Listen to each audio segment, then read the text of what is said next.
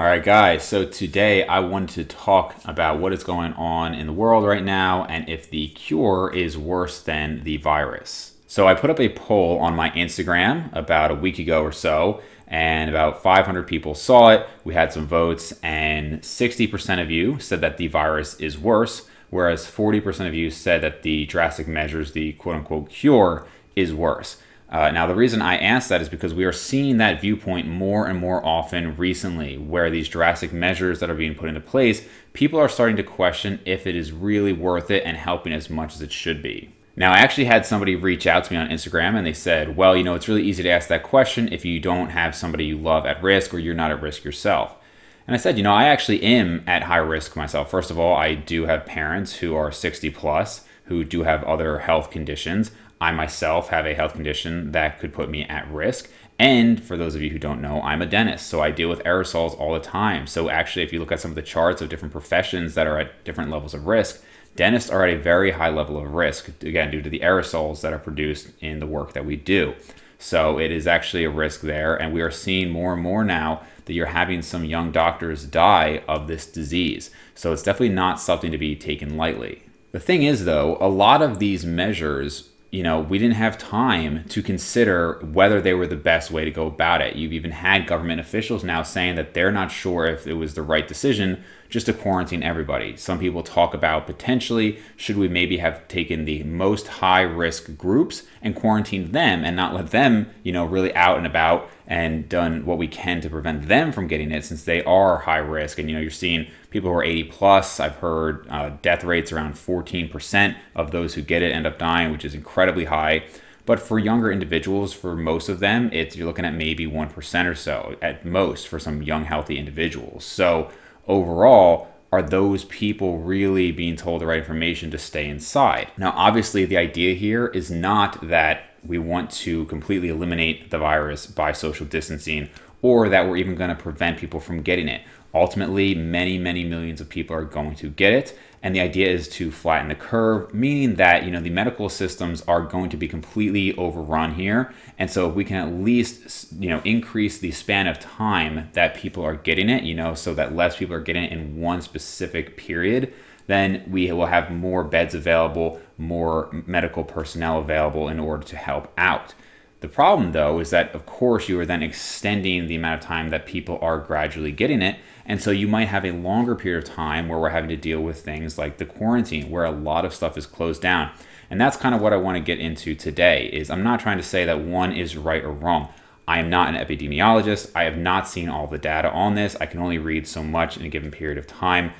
I'm sure some of you might know stuff that I don't know, and I kind of want this to be a discussion, and post your thoughts down below. If you like the video or you like the discussions that we're having here, give it a thumbs up, subscribe. We're probably going to talk about this a little bit more in the future as well, but I really would like to get some discussion here and hear what you guys have to say on the matter. So let me point out some things that people maybe aren't thinking about or aren't really considering the depth to which it can really cause issues. So obviously, many, many people are losing their jobs now. Now you have people like me, some of my friends, where we are temporarily not doing as much work as we were before. For example, I'm pretty much just seeing emergency patients at this point. So whereas before I was working about 48 hours a week, seeing patients the majority of that time, right now it's a small fraction of that we're seeing patients. Most of it is handled on the phone, and some jobs are just completely eliminated. I have friends in the restaurant business, people who work for different companies where they were either completely laid off or they are temporarily furloughed until they can get back to normal hours. But we don't know when that will be. I'm not sure when my office will reopen to normal hours.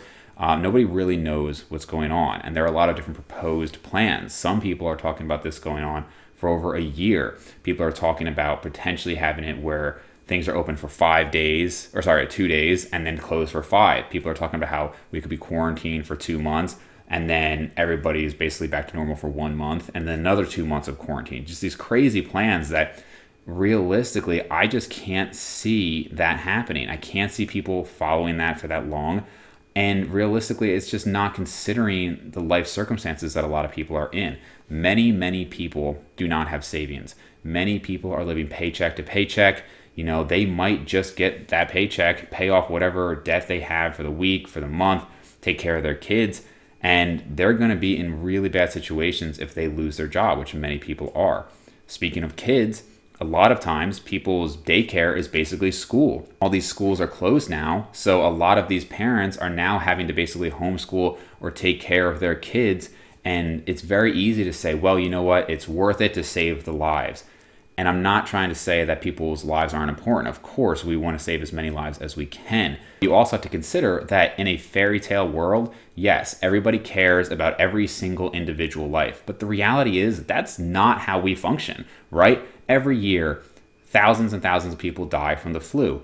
Those deaths probably could be prevented if we all stayed in our house, right? But it's really what you're saying is it's not worth it. Even though that's not explicitly said, every year we implicitly decide that it's not worth it to save those maybe, thousands of lives by staying inside because it would ruin the economy. It would be horribly inconvenient for everybody. Nobody wants to do that. So even though we don't say explicitly, well, that life isn't worth it, and of course that's not what we mean, it's just that we know that people are going to die of a lot of different diseases, and we don't prevent all of those. If you want to look at something unrelated to disease, we could look at car accidents. Every year, globally, over 1 million people die from car accidents.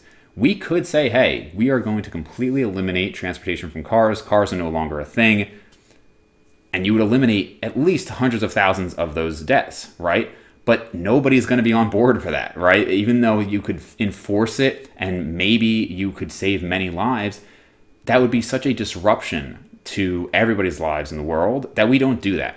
So now this is not the same thing. Of course, I'm not saying that's a perfect analogy. My point is just that while it's very nice to say, oh, well, every life matters, and of course, every life does matter, you also have to consider that in the way that we actually function in this world, there are certain cutoffs where, if X number of lives can be saved, then we do these drastic measures, but sometimes we don't.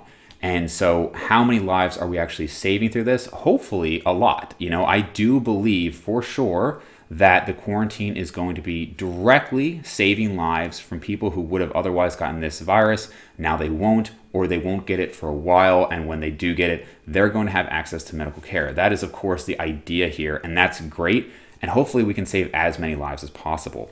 But I do want to also just talk about some of the other things that are going to be disrupted from this, because it's not just, wow, well, I'm not going to make as much money this month or something like that. Because I would agree, if we're going to be saving lives and we can actually quantify that, then it is worth it to maybe take an income hit.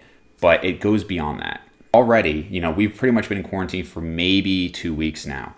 Okay, already you have so many people talking about how they're gaining weight, how they feel depressed, how mental health is just really plummeting for a lot of people. If you've lost your job, that is a lot of people's sense of worth. If you're the breadwinner of the family and now you can't provide, if you don't have a job, how are you paying mortgages? How are you paying anything, right? A lot of people are going to find themselves more depressed. All the gyms are closed. Again, mental health, right? Everybody is pretty much aware at this point that regular exercise helps with depression, helps with mood issues. And so that is no longer going to be available. Not that you can't exercise, of course, but the reality is a lot of people are going to be exercising less if their gym is closed. I think a lot of us who are really dedicated and been doing this for a long time, yes, we're exercising probably just as much as ever, maybe even more with the downtime. But the reality is a lot of people are going to be exercising less. I've had several friends who are, somewhat into fitness, but not really into fitness, saying how they're the heaviest they've been. So there are going to be problems there as well. A lot of people who lost their job are no longer going to have access to medical care. Their medical insurance might not be valid anymore if they lost their job, and so they could run into issues there. You're going to see a lot of problems from deaths outside of just the virus. You're going to see people who have other significant health issues who aren't going to be able to get access to care, and that would apply even without the quarantine, even more so, probably. But my point is just by losing people's livelihood and their ability to pay for things, their ability to have health care, they are going to be in a lot of trouble from this as well. And, all of these things have to be considered. And unfortunately, there just wasn't a lot of time to consider these things when this happened. So I'm not saying one thing is right or wrong. I don't know if the right answer is that we should all be quarantined for the next month or 2 months or whatever it's going to be. And I don't know if the answer is that we should just be all working as normal. I think probably one reasonable middle ground that I've seen some people say is the people who are really at high risk, people who are elderly, people who have underlying conditions, they be quarantined. But again, it's hard because if they're living with people and those people are going out, then they might bring the illness back to them. So there's really not a great solution there. And I certainly don't have the answer. But I am seeing, even after just 2 weeks, more and more people talking about how, man, maybe this isn't worth it. You know, I'd be interested if I put up that same poll in another week or so, if the numbers would change. So again, I really hope that I don't sound heartless here. You know, I'm definitely not saying that, oh, it doesn't matter if we're saving lives or anything like that. Of course, I want to save as many lives as possible. But it is really interesting when, I know of 2 physician households where they have their mortgage payments, they have their student loan payments, they have car payments, and one of them is barely working right now, and the other one's basically still working because they're in the ER. And even for a situation like that, like, you might think, wow, well, at least if they're a doctor, they're completely fine. Like, no, it is really affecting everybody at this point. And people are really losing their livelihood. They're losing their savings. I feel terrible for the people who are in restaurants and bar businesses and things like that. Or even gyms, the gym that I go to is a relatively new gym. And if they have to continue paying rent without having any income at all, that's really tough. So unfortunately, some or many small businesses are going to go completely out of business, and it's unfortunate. So I'd like to hear what you guys think below, what you think of this situation. How long do you think we can be quarantined before we start seeing a real resistance? Because I just today read about how there are riots in China now, where the measures they've taken are so strict that people are basically in uproar. And I've heard of police cars being flipped over and all of that. So hopefully it doesn't come to that here, but I guess we'll see in the coming weeks. So hopefully everybody stays safe, and comment down below your thoughts.